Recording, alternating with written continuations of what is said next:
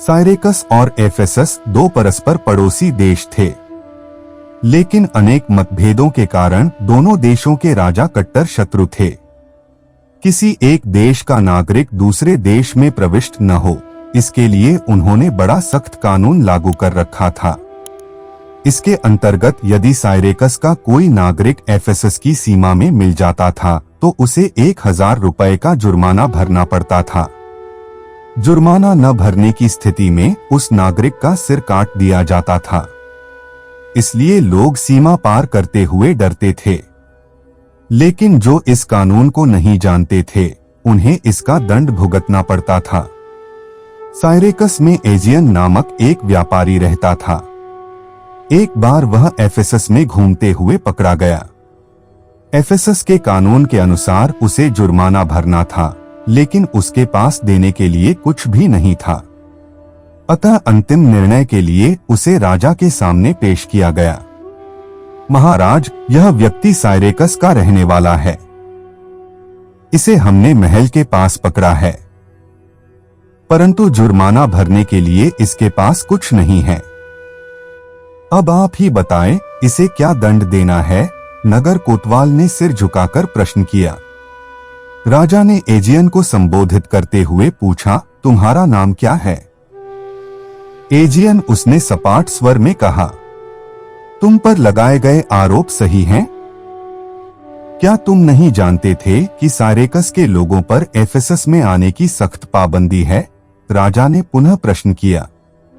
जी हाँ, मुझे यहाँ के कानून के बारे में पता था, वह निडर होकर बोला। फिर भी तुमने ऐसा अपराध किया। एजियन, कानून के अनुसार इस अपराध के लिए तुम या तो जुर्माना भरो या फिर मरने के लिए तैयार हो जाओ। राजा ने अपना निर्णय सुना दिया। व्यापारी करुण स्वर में बोला, महाराज, जितनी जल्दी हो सके आप मुझे मृत्यु दंड दे दें, जिससे मैं सदा के लिए इस दुखी जीवन को त्याग सकूं। मैं अब और जीना नहीं चाहता। एजियन की बात सुनकर राजा आश्चर्य से भर उठा। आज तक उसके सामने जितने भी अपराधी आए थे, सभी ने कोई न कोई बहाना बनाकर दंड न देने की प्रार्थना की थी, लेकिन यह पहला व्यक्ति था जो अपने मुंह से दंड देने की बात कर रहा था। उसकी आंखों में दूर दूर तक भय का नामो निशान नहीं था। राजा आश्चर्य प्रकट करते हुए बोला, एजियन, ऐसी कौन सी बात है जिसके कारण तुम मौत को भी स्वीकार करने से पीछे नहीं हट रहे? मुझे बताओ, मैं तुम्हारे बारे में सब कुछ जानना चाहता हूँ। महाराज, आप मेरे बारे में जानकर क्या करेंगे? मेरी कहानी इतनी दुख भरी है कि उसे सुनकर आपका मन भी कांप उठेगा। इसलिए बिना विलंब किए मुझे दंडित करें। एजियन दुखी स्वर में बोला। अब तो राजा के मन में उसके बारे में जानने की इच्छा और भी बलवती हो उठी। उसने दरबारियों की ओर देखा। वे भी उसके बारे में जानने के लिए उत्सुक हो रहे थे। उन्होंने पहली बार ऐसा निडर व्यक्ति देखा था जो स्वयं मृत्यु मांग रहा था। अतः राजा पुनः बोला, एजियन, तुम निसंकोच अपनी बात कहो। तुम्हारी कहानी सुने बिना हम तुम्हें कदापि दंडित नहीं कर सकते। तब एजियन अपनी कहानी सुनाने लगा। एजियन के पिता साइरेकस के एक धनी व्यापारी थे। उनका व्यापार कई देशों में फैला था। उनकी मृत्यु के बाद एजियन ने उनका सारा व्यापार संभाल लिया। एक बार व्यापार के सिलसिले में उसे विदेश जाने का अवसर प्राप्त हुआ। उसने अपनी पत्नी को साथ लिया और माल से भरे जहाज के साथ अपिडामन नामक नगर में पहुंच गया। वह नगर उसे खूब रास आया। कुछ ही दिनों में उसका सारा माल बिक गया और उसके पास खूब धन जमा हो गया। उसने वापस लौटने का विचार त्याग दिया और पत्नी के साथ वहीं रहने लगा। उसकी पत्नी गर्भवती थी। कुछ दिनों बाद उसने 2 जुड़वा बेटों को जन्म दिया।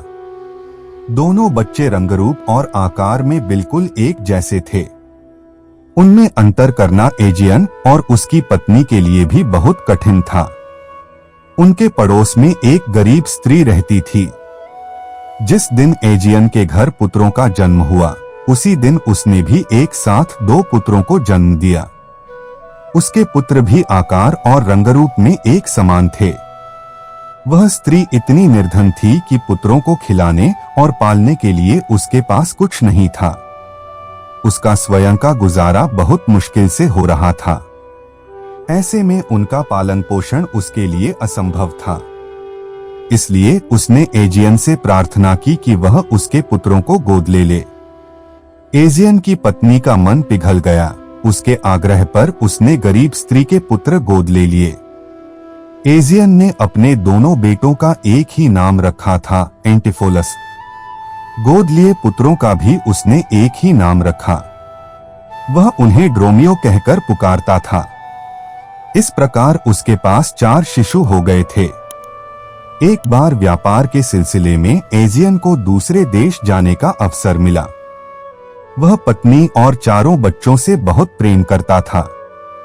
लंबे समय उनके बिना रहना उसके लिए असंभव था, इसलिए उसने उन्हें भी साथ ले लिया और जहाज पर सवार होकर दूसरे देश को चल पड़ा। कुछ महीनों की यात्रा के बाद उसे किनारा दिखाई देने लगा। 1-2 दिन के बाद हम किनारे पर होंगे। उसके बाद जहाज का सारा माल बेचकर हम घर लौट जाएंगे। यह सोचकर एजियन मन ही मन प्रसन्न हो रहा था, लेकिन ईश्वर को कुछ और ही मंजूर था। उसी रात समुद्र में भयंकर तूफान आ गया। ऊंची उठती लहरें जहाज को निगल जाने के लिए बेचैन हो उठीं। एक छोटा सा जहाज कब तक उनका सामना कर सकता था। देखते ही देखते उसका एक हिस्सा टूट गया। उसमें तेजी से पानी भरने लगा। यात्री समझ चुके थे कि जहाज कभी भी डूब सकता है, इसलिए जान बचाने के लिए वे छोटी छोटी नावें लेकर पानी में उतर गए। जहाज में सभी अकेले सफर कर रहे थे, इसलिए उन्होंने पीछे मुड़कर देखना जरूरी नहीं समझा। केवल एजियन अपने परिवार के साथ पीछे रह गया। उसने जल्दी से लकड़ी के 2-3 फट्टों को जोड़कर 2 नावें तैयार की।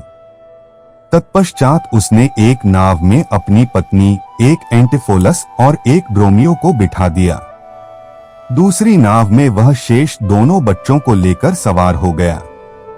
कुछ दूरी तक दोनों नावें साथ साथ तैरती रहीं, परंतु धीरे धीरे जल की तेज धाराओं के कारण वे विपरीत दिशाओं की ओर बहते हुए दूर निकल गईं।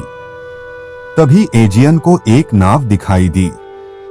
उसमें सवार मल्लाहों ने उसकी पत्नी और बच्चों को अपनी नाव में चढ़ा लिया। उन्हें सुरक्षित देखकर एजियन के चेहरे पर असीम शांति दिखाई देने लगी। कुछ देर बाद एक दूसरी नाव ने उसे और उसके बच्चों को भी बचा लिया था, परंतु उस दिन के बाद से वे एक दूसरे से बिछुड़ गए। उसने अपनी पत्नी और बच्चों को ढूंढने का बहुत प्रयास किया, लेकिन उनका कुछ पता नहीं चला। थक-हार कर एजियन ने उनके मिलने की आशा छोड़ दी और अपना सारा ध्यान दोनों बेटों पर केंद्रित कर लिया।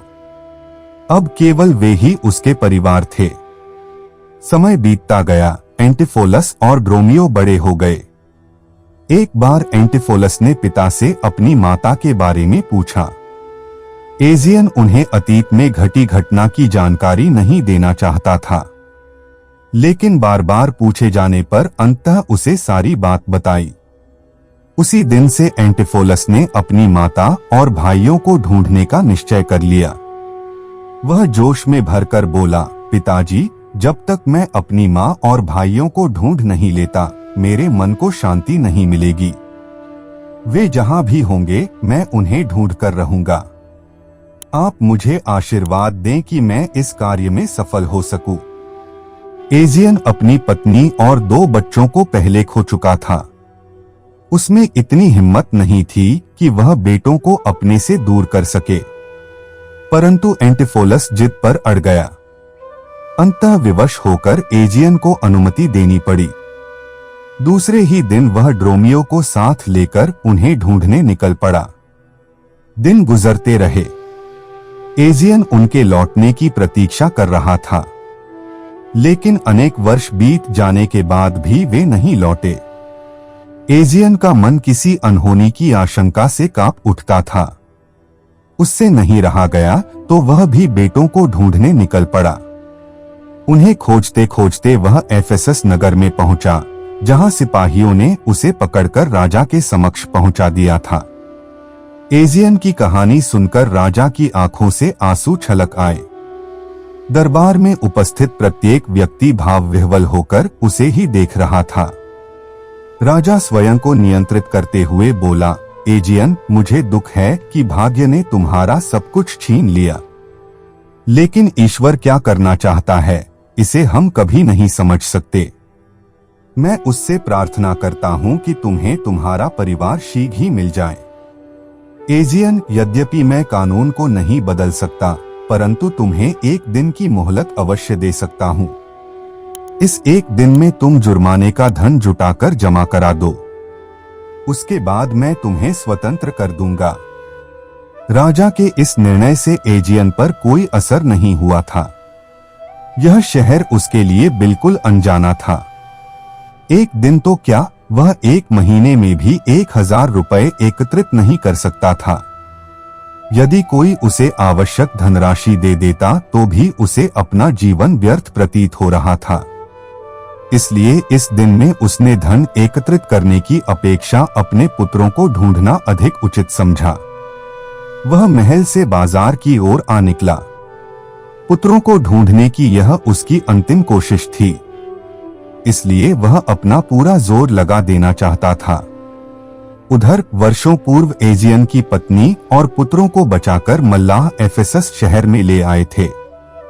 वहां एक दयालु और परोपकारी धनवान ने बालकों को गोद ले लिया। उसने पुत्रों की तरह उनका पालन पोषण किया, खूब पढ़ाया लिखाया और उनकी सुख सुविधा का पूरा ध्यान रखा। युवा होने पर अपनी योग्यता के कारण शीघ्र ही वे सेना में ऊंचे ऊंचे पदों पर नियुक्त हो गए। फिर एंटिफोलस ने वहीं की एक सुंदर और कुलीन लड़की के साथ विवाह कर लिया। इस प्रकार दोनों भाई एफेसस में ही सुखपूर्वक जीवन व्यतीत कर रहे थे। उनके पिता और भाई जीवित हैं, इस बात से वे पूरी तरह अनजान थे। संयोगवश जिस दिन एजियन को बंदी बनाया गया, उसी दिन छोटा एंटिफोलस और ड्रोमियो भी भटकते भटकते एफेसस पहुंच गए। शहर में प्रवेश करते ही उन्होंने सुना कि एक व्यक्ति को एफेसस में गैरकानूनी ढंग से प्रवेश करने के कारण पकड़ा गया है, लेकिन उन्होंने इसकी कल्पना तक नहीं की थी कि वह व्यक्ति उनका पिता होगा। कुछ दिन वहां ठहरने का निश्चय कर वे एक सराय में पहुंचे। सराय के मालिक ने उनका परिचय पूछा तो उन्होंने स्वयं को उसी शहर का नागरिक बताया। उसने रहने के लिए उन्हें एक कमरा दे दिया। कुछ देर विश्राम करने के बाद एंटिफोलस ने ड्रोमियो को आवश्यक वस्तुएं खरीदने बाजार भेजा। उसके बाद शहर की जानकारी पाने के लिए वह भी सराय से निकल पड़ा। तभी एंटिफोलस को ड्रोमियो दिखाई दिया। वह तेज तेज चलता हुआ उसकी ओर आ रहा था। एंटिफोलस सोच में पड़ गया कि उसे बाजार गए अभी थोड़ी देर हुई है, यह इतनी जल्दी कैसे लौट आया। उसने ड्रोमियो के थैले की ओर देखा, परंतु वह खाली हाथ था। यह देखकर वह क्रुद्ध हो गया, लेकिन इससे पहले कि वह उसे डांटता, ड्रोमियो बड़े कोमल स्वर में बोला, कप्तान साहब, आप यहाँ क्या कर रहे हैं?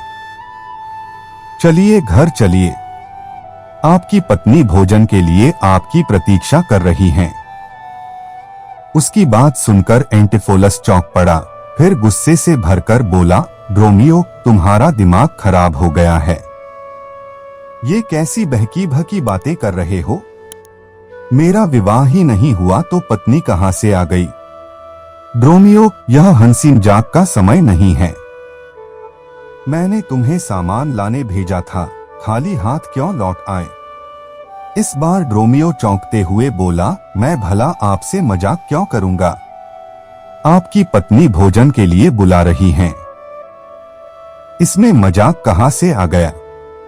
आप किस सामान की बात कर रहे हैं? आपने कौन सा सामान लाने के लिए कहा था?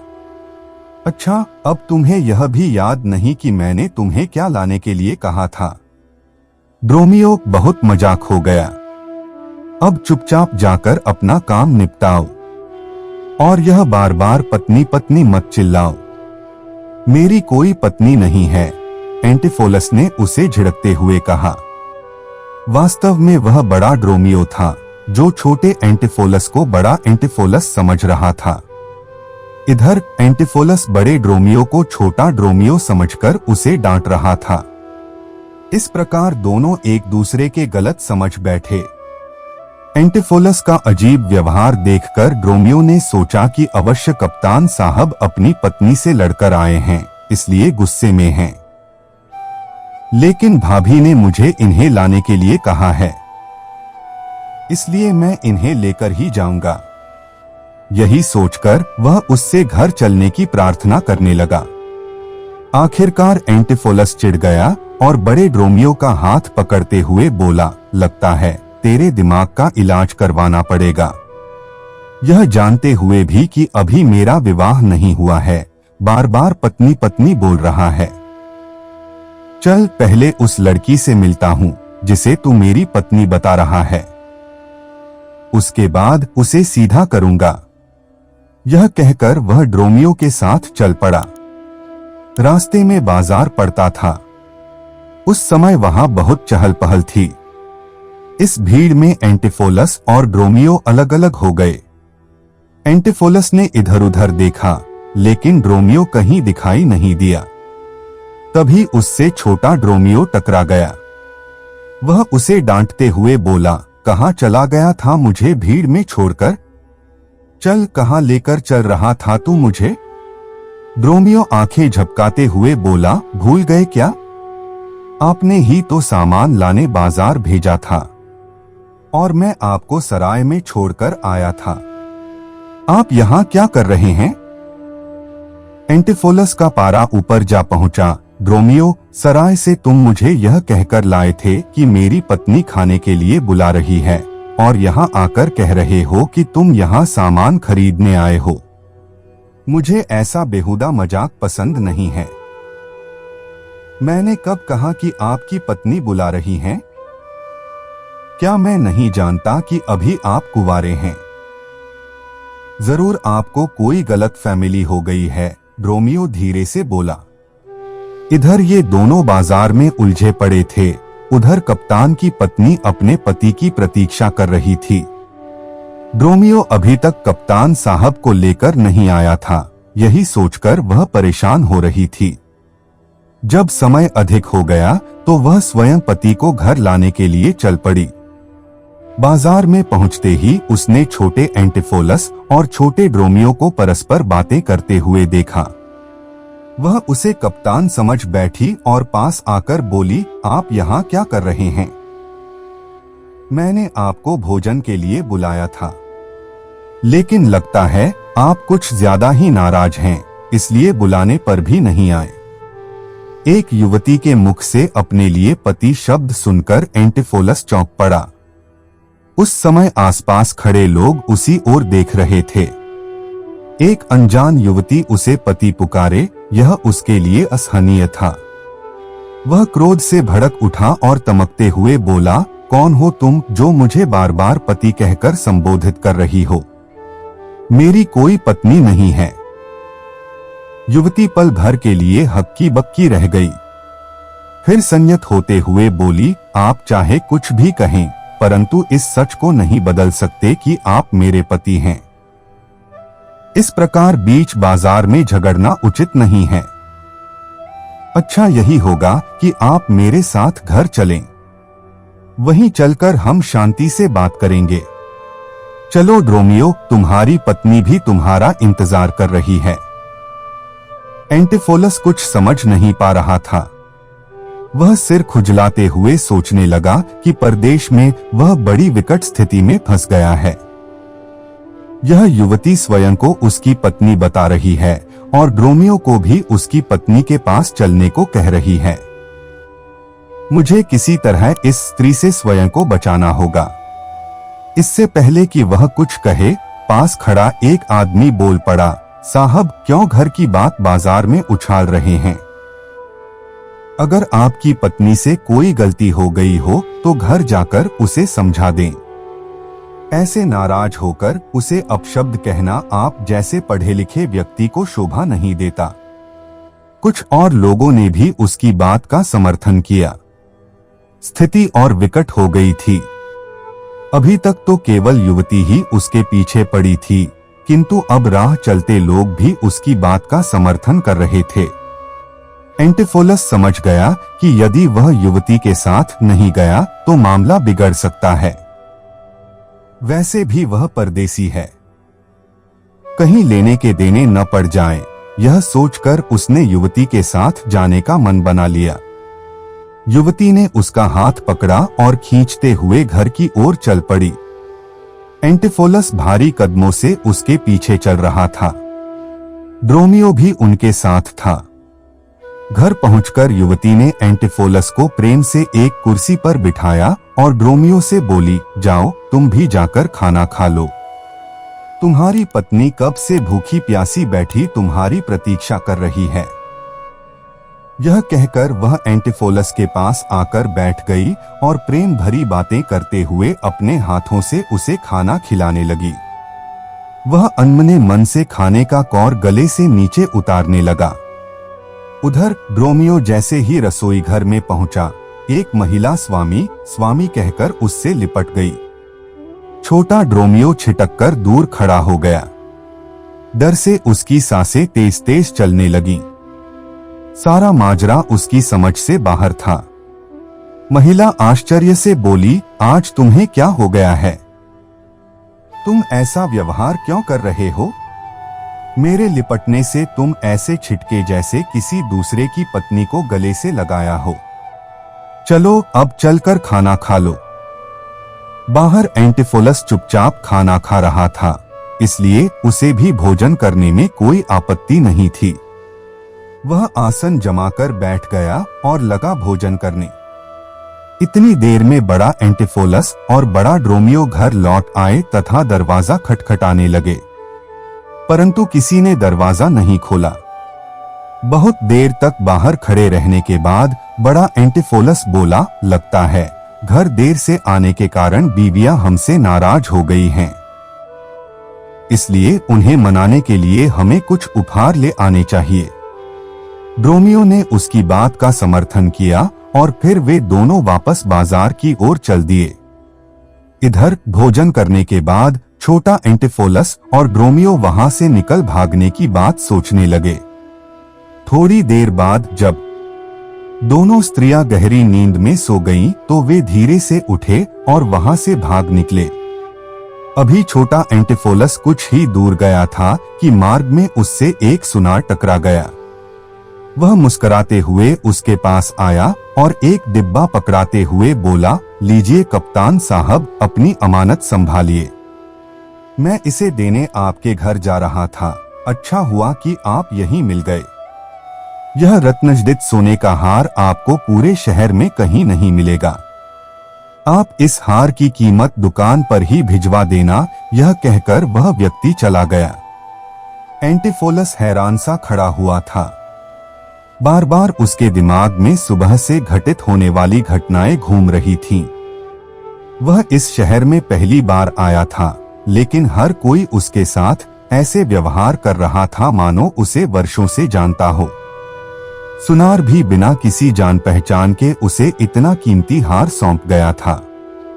तभी वहां से एक बुढ़िया गुजरी। वह छोटे एंटिफोलस को आशीर्वाद देते हुए बोली, बेटा, तुम्हारे ही कारण मेरा बेटा निर्दोष साबित होकर जेल से छूटा है। भगवान तुम्हें लंबी उम्र दें। बुढ़िया के जाने के बाद वहां एक युवक आया और बड़े प्रेम से उसके साथ मिला। वह युवक भी उसके साथ परिचितों जैसा व्यवहार कर रहा था। तभी एक व्यक्ति ने आकर उसे अपने पुत्र की शादी का निमंत्रण पत्र थमाया और परिवार सहित विवाह में आने के लिए कहा। एक अन्य व्यक्ति उसे मुहरों की थैली पकड़ाते हुए बोला, कप्तान साहब, आपने वक्त पर मेरी सहायता कर मुझे उबार लिया। आज मैं जो कुछ हूँ आपके कारण हूँ। यह लीजिए, अपना धन स्वीकार कीजिए। यह सब क्या हो रहा है? एंटिफोलस की समझ में कुछ नहीं आ रहा था। वास्तव में बड़ा एंटिफोलस इसी शहर में पढ़ लिख कर बड़ा हुआ था।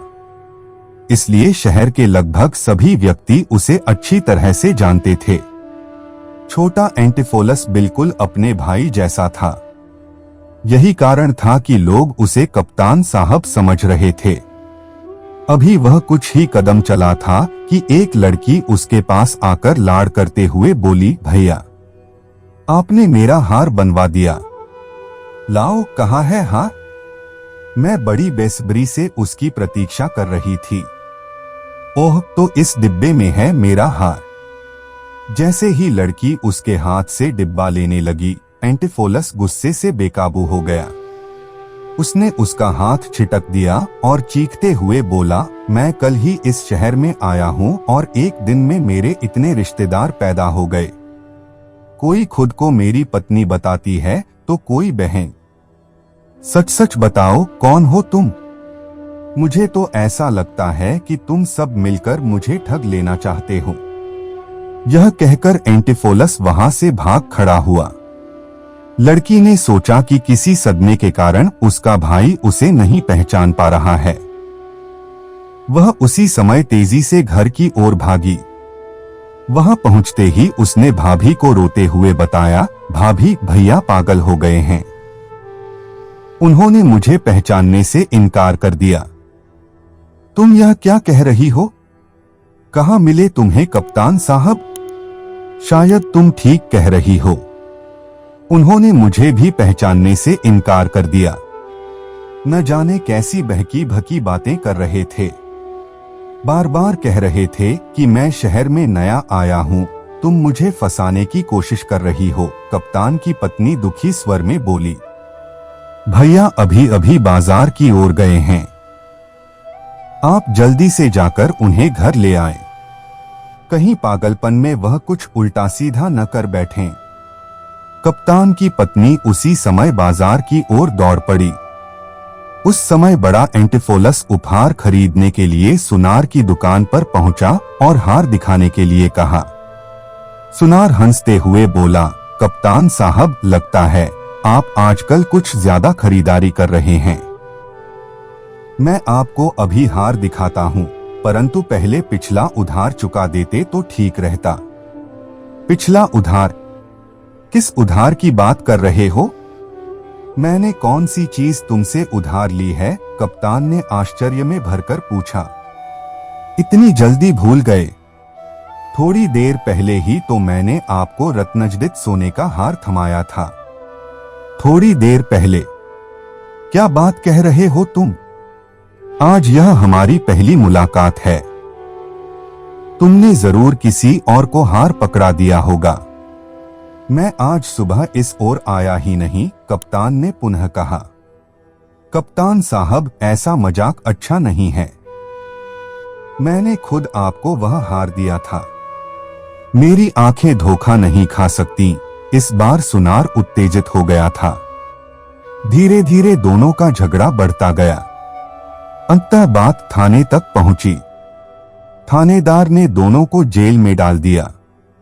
उधर कप्तान की पत्नी उसे खोजती हुई सुनार की दुकान पर पहुंची। वहां उसे पता चला कि उसके पति को पुलिस पकड़कर ले गई है। वह उसी क्षण थाने जा पहुंची और थानेदार से बोली, मेरे पति बिल्कुल निर्दोष हैं। वे कोई अपराध नहीं कर सकते। अवश्य अनजाने में उनसे कोई भूल हो गई होगी। वैसे भी आज सुबह से वे अजीब सा व्यवहार कर रहे हैं। ऐसा लगता है जैसे उन्हें पागलपन का दौरा पड़ा है। आप उन्हें छोड़ दें, जिससे मैं उनका इलाज करवा सकूं। थानेदार को उसकी बातों पर विश्वास हो गया और उसने कप्तान को पागल समझकर छोड़ दिया।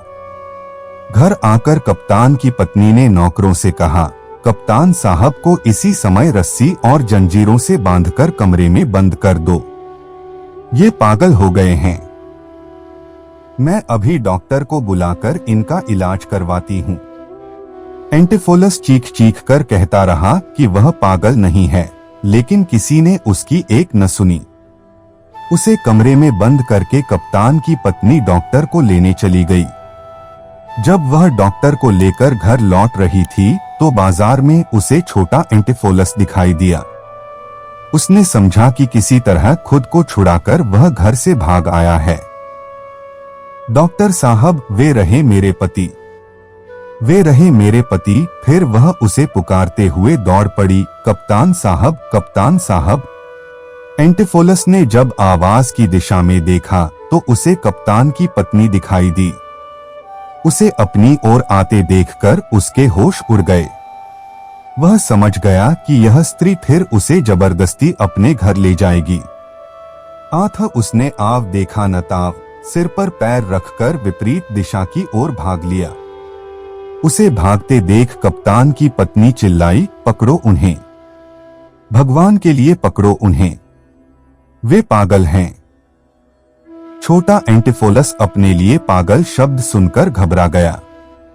वह तेजी से भागता हुआ एक मंदिर में जा छिपा। मंदिर में एक पुजारिन रहती थी। एंटिफोलस ने उसे अपनी सारी कहानी संक्षेप में बताकर सहायता करने की प्रार्थना की। उसने यह भी बता दिया कि एक चालाक औरत जबरदस्ती उसे अपना पति बनाकर घर ले जाना चाहती है। वह पुजारिन के पैरों में गिर पड़ा और रोते हुए बोला, माँ, इस दुष्ट औरत से मेरी रक्षा करो। माँ शब्द सुनते ही पुजारिन के मन में प्रेम और ममता का सागर उमड़ आया। उसने एंटिफोलस के सिर पर हाथ फेरा और स्नेह भरे स्वर में बोली, डरो मत बेटे, वह तुम्हारा कुछ नहीं बिगाड़ पाएगी। तुम पास वाले कमरे में जाकर छिप जाओ, मैं सब कुछ संभाल लूंगी। वह शीघ्रता से साथ वाले कमरे में छिप गया। तभी मंदिर में कप्तान की पत्नी आई और हांफते हुए बोली, माँ, मेरे पति इसी ओर आए हैं, आपने उन्हें जरूर देखा होगा, कृपया बताएं कि वे कहाँ हैं। उनकी मानसिक दशा ठीक नहीं है, मैं उन्हें घर ले जाना चाहती हूँ। पुजारिन उसे समझाते हुए बोली, बेटी, वह तुम्हारा पति नहीं है, अवश्य तुम्हें कोई गलतफहमी हुई है, मैं उसे तुम्हारे हवाले कभी नहीं कर सकती। अच्छा यही होगा कि तुम यहां से चली जाओ। परंतु कप्तान की पत्नी अड़ गई। बिना पति को लिए वह वहां से नहीं लौट सकती थी। उसने जोर जोर से रोना शुरू कर दिया। उसका रोना सुनकर वहां भीड़ लगने लगी। लोग दबी जुबान में तरह तरह के सवाल करने लगे। इस प्रकार पूरे नगर में हड़कंप मच गया था। उधर राजा द्वारा एजियन को दी गई समय सीमा समाप्त हो गई थी। उसने अभी तक जुर्माना नहीं दिया था। आथ राजा ने उसे फांसी पर लटकाने का निश्चय कर लिया। लेकिन वहां का नियम था कि राजा फांसी घर जाकर ही फांसी देने की सजा सुनाता था। शहर का एकमात्र फांसी घर उस मंदिर के पास ही बना हुआ था जहां पुजारिन और कप्तान की पत्नी के बीच विवाद चल रहा था। जमा लोग इस तमाशे का आनंद ले रहे थे। घर पर बड़ा एंटिफोलस भी नौकरों की आंखों में धूल झोंककर भाग निकला था। नौकर उसका पीछा कर रहे थे। आथ वह मंदिर के बाहर खड़ी भीड़ में जा छिपा। तभी कप्तान की पत्नी की नजर उस पर पड़ी। उसने उसे पकड़ लिया और प्रसन्न होकर बोली, मुझे मेरे पति मिल गए हैं, मुझे मेरे पति मिल गए हैं। एंटिफोलस को बाहर देखकर पुजारिन भी आश्चर्यचकित रह गई। उसने उसे कमरे में छिपाया था और बाहर आने वाले रास्ते पर वह खड़ी थी। फिर वह बाहर कैसे आ गया, यह सोचकर उसका चेहरा पसीने से भर उठा। वह तेजी से अंदर गई और छोटे एंटिफोलस को लेकर बाहर आ गई। उसे देखते ही आसपास खड़े लोग स्तब्ध रह गए। कप्तान की पत्नी कभी अपने पति को देखती तो कभी पुजारिन के साथ खड़े एंटिफोलस को।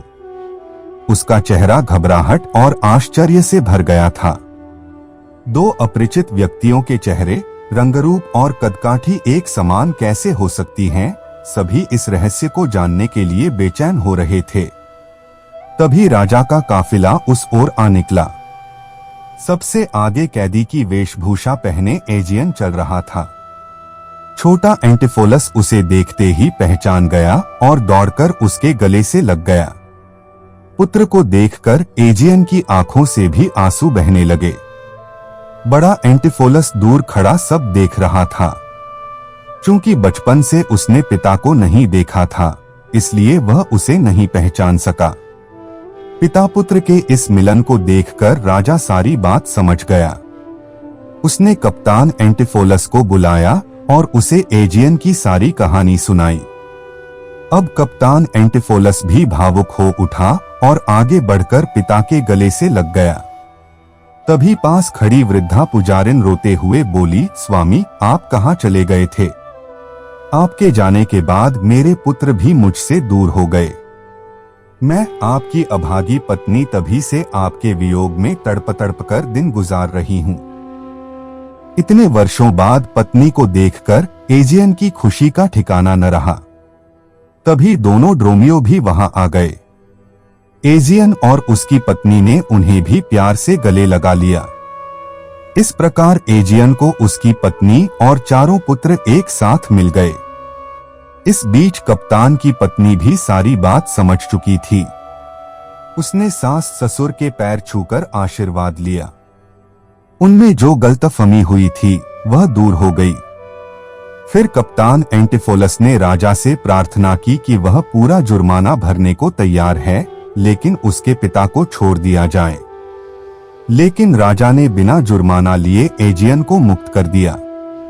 इसके बाद वह पूरा परिवार सुखपूर्वक एक साथ रहने लगा। आप सुन रहे थे William Shakespeare the comedy of errors.